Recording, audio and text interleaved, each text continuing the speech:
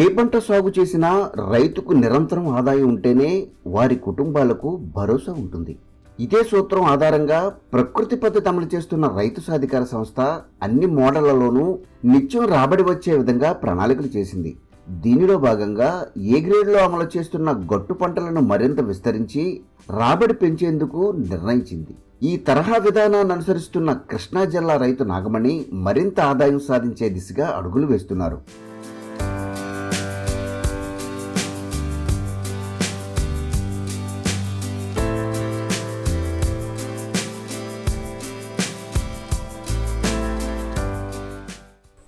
అందరికీ నమస్కారం అండి. నా పేరు జి నాగమణి. కృష్ణా జిల్లా బాపులపాడు మండలం ఆరుగొల్లం గ్రామం. 8 సంవత్సరాల నుంచి ప్రకృతి వ్యవసాయం 1 ఎకరం పొలంలో చేస్తున్నాను.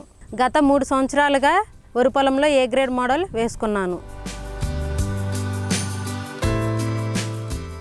అంతకుముందు నేను 4 అడుగులు వెడల్పుతో ఎల్ షేప్ మోడల్ వేసుకున్నాను.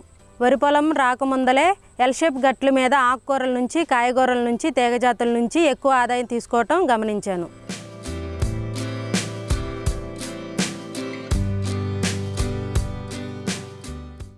మూడేళ్లుగా ఏ గ్రేడ్ అమలు చేస్తున్న నాగమణి ఈ ఏడాది తొలకరికి ముందు PMDSతో సాగు ప్రారంభించారు.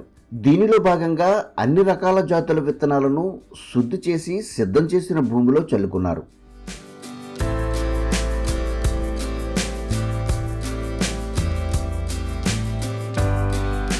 ఈ పంటలు ఏపుగా పెరిగిన సమయంలో వాటితో కలిపి దమ్ము చేసుకున్నారు.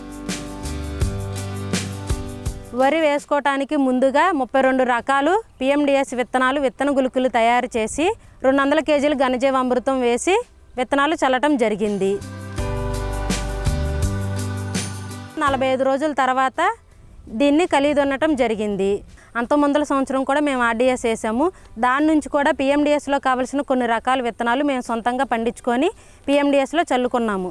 ఈ సంవత్సరం కూడా అదే విధంగా RDS వేసుకుంటామండి.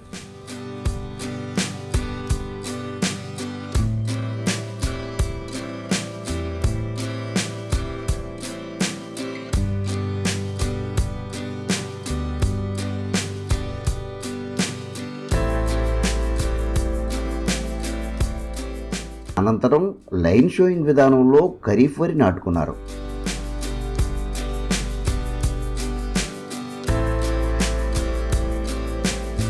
ఈ విధంగా విస్తరించిన గట్టుపై కూరగాయలు, ఆకుకూరలు, తీగజాతి, దుంపజాతి, పండ్ల మొక్కలతో పాటు ఎర్రపంటలు వేసుకున్నారు.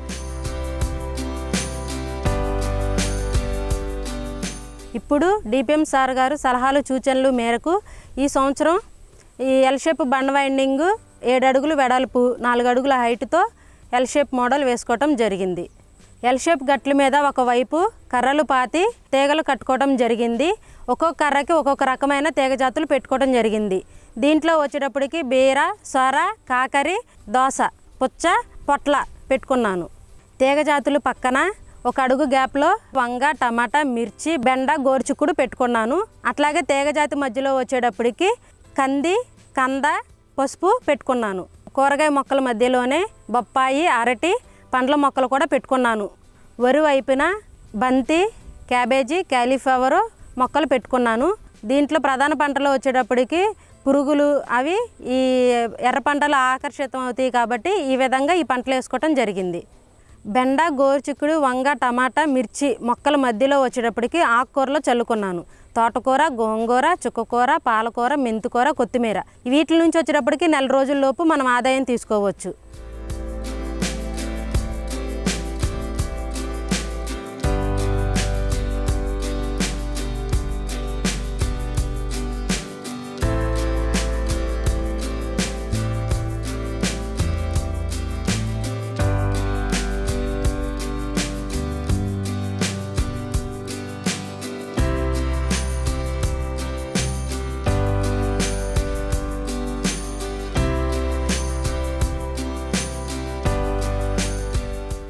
వరి పంట నాశించే పురుగుల కట్టడికి పక్షి స్థావరాలు, లింగాకర్షక బుట్టలు ఏర్పాటు చేసుకున్నారు.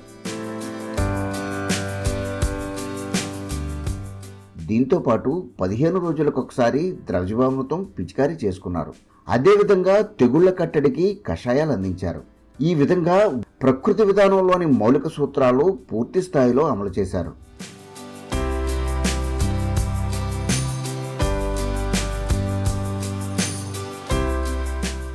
వరి నారు శుద్ధి చేసి లైన్ షోయింగ్ వేసుకోవటం జరిగింది.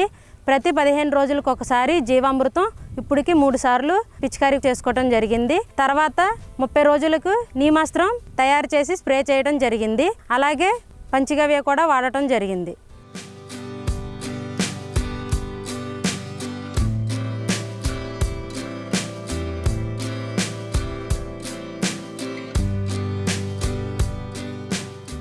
ఈ క్రమంలో సాగు చేసిన నెల రోజుల నుంచే గట్టుపై నాటిన పంటల నుంచి ఉత్పత్తులు సమకూరాయి. వీటిలో ముందుగా ఆకుకూరలు, వరుసగా కూరగాయలు, తీగజాతితో పాటు ఎర్ర పంటల నుంచి దిగుబడులు సేకరించారు.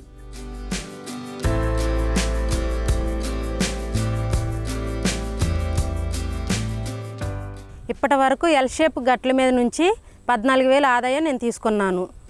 ఎల్ షేప్ వేసిన 25 రోజుల నుంచి ఆకుకూరల నుంచి ఆదాయం తీసుకుంటున్నాను.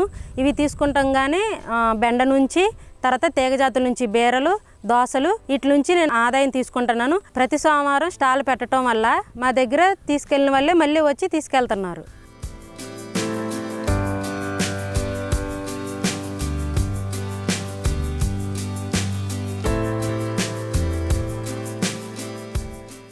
ఈ విధంగా గట్లు విస్తరణ వల్ల సమకూరిన అదనపు ఉత్పత్తులతో మరింత రాబడి సాధిస్తున్నారు.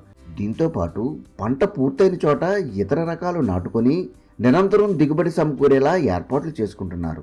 వరి పంట సైతం పక్వానికి చేరి గతం కంటే అధిక దిగుబడి సమకూరే స్థాయికి చేరుకుంది.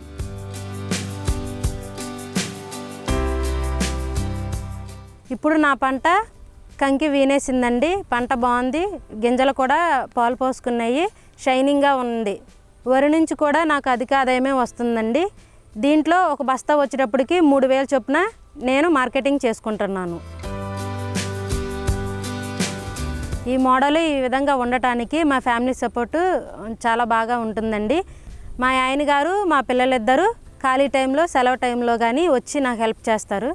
అట్లాగే 365 రోజులు ఇక్కడ పండించిన ఆహారం మేము రోజు తింటున్నాము, సంతోషంగా ఉంటున్నాము.